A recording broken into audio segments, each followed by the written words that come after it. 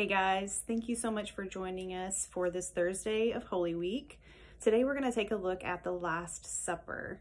I've recently seen a meme going around where it's the painting of the Last Supper. Jesus is sitting at the table by himself and it's like a zoom and all the disciples are in the squares up above him.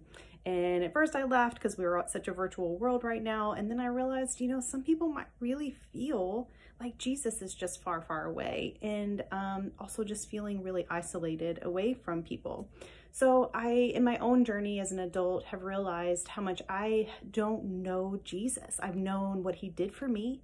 And in some ways that amazing sacrifice of what Jesus did almost is intimidating of how do I draw close to someone who has made such an extravagant act of love toward me. So I'm excited for us to get to dive into the story of Jesus washing the disciples' feet at the Last Supper. I want to highly encourage you to take the packet that you've been given for today and open up Psalms 116 and read the verses that are listed there for that. And also John 13, 1 through 13, and there's a few more verses at the end. And really just take the time. And if you're bored and you need something to do with your kids, man, John 13 and the washing of the feet of Jesus is this beautiful story that could very easily be acted out with your kids and your family, and it could be a really fun interaction. And we're inviting you to do a time of a worship response where you choose to have a family meal to really just commemorate the Last Supper that Jesus had with his disciples. So make it as simple or as elaborate as you would like. This is completely to your liking, and you can customize it for what suits your evening and what fits your family. But we want to ask you to start by really going through it like it is in John 13 and washing each other's feet. So however you want to do that, you want to let different people partner up in your family if you've got a larger family, or if you want one person to just wash each person's feet. I think God's really going to connect just the beautiful servanthood message that Jesus chose to teach his disciples on that last night.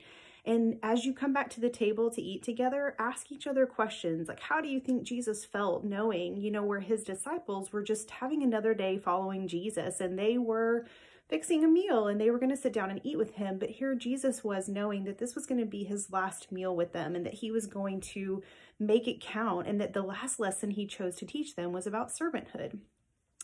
And the last words that he shares in John 13, he says, "A new command I give to you, love one another as I have loved you, so you must love one another.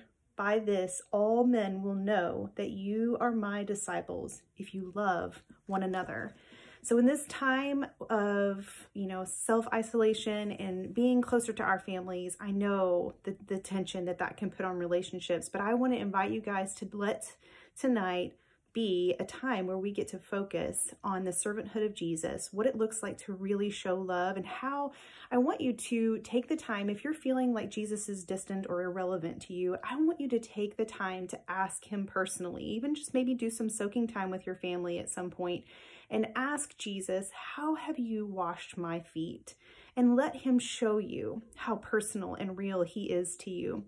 And so once you do your meal together and you've talked through these things, just wrap up the evening with doing communion together. And it can be simple, just doing some crackers and juice, whatever you have at the house will be fine. But do this in remembrance of what Jesus has done for us. We love you guys. You have a great night.